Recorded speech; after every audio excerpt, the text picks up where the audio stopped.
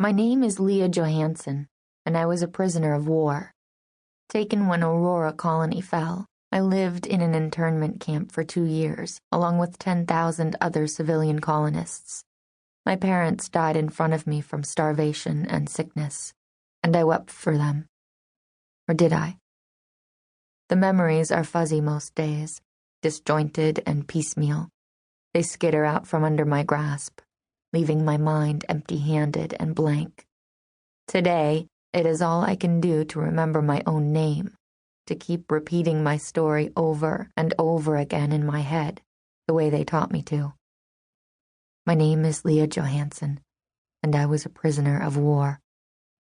Until today, standing at the viewport on the forward deck of the Xenia and Nellie, I watch as the New Sol space station slowly draws into view. It's even bigger than I imagined, with 2 concentric rings connected by spokes to an inner hub shaped like a top. The station spins like a top, too, its lights flashing by like strings of holiday lights in blue and yellow and red. It's magnificent. Magnificent and frightening. I reach out and lightly touch the viewport, slowly tracing my index finger along the curve of the upper ring, over the top of the hub.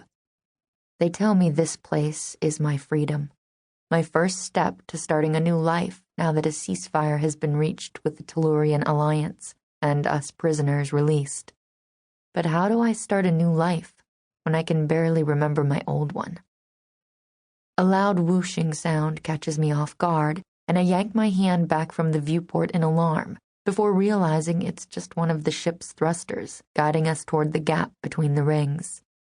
I glance around, slightly embarrassed by my reaction, though I have reason to be nervous.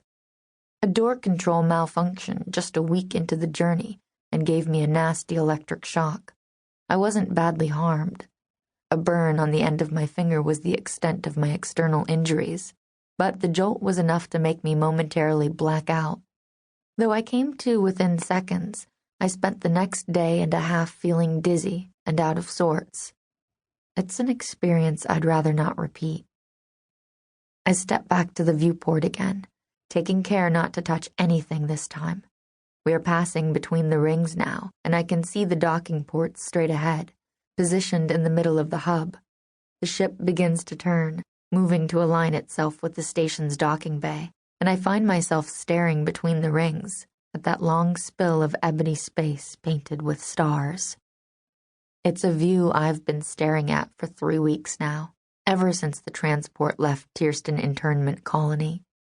While the other ex-prisoners quickly grew tired of it, preferring to talk about what life would be like when we reached the station and were repatriated back into the celestial expanse, I've remained here at the viewport, watching.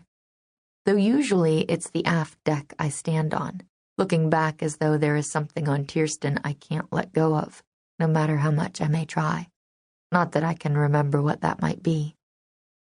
The ship judders as we lock into place against the station, and the passengers' excited chatter only increases, never mind the captain's piped-in voice exhorting us to stay calm and quiet until the officers come to deboard us. I can't blame them. Many of these captives lived in the camp for far longer than I. They have families to find, homes to return to.